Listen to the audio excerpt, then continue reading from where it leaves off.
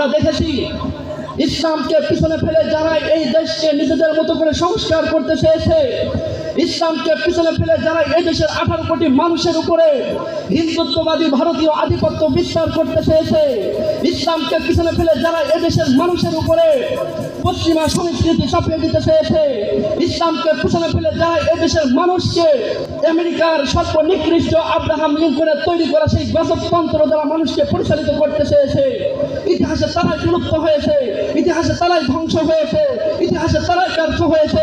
শুধু ব্যর্থই হয় নাই, বরং ব্যর্থতা লজ্জাস্কর গিলানি নিয়ে পৃথিবীর মানচিত্র থেকে বিদায় নিতে হয়েছে। প্রিয় উপস্থিতি, আগামীতে যারা এই যে সংস্কারের স্বপ্ন দেখছেন, এই সমাজ বিনির্মাণের স্বপ্ন দেখছেন, তাদেরকে আমি হুঁশিয়ারি করে বলে দিতে চাই, আপনারাও যদি আল্লাহর সংবিধানকে বাদ দিয়ে, রসুলের আদর্শ বাদ দিয়ে এই যে সংস্কারের স্বপ্ন দেখেন, এই সমাজ বিনির্মাণের স্বপ্ন দেখেন, আপনারাও কখনো সফল হতে পারবেন না। পৃথিবীর ইতিহাস আপনাদেরকে রক্ষা করতে পারবে না।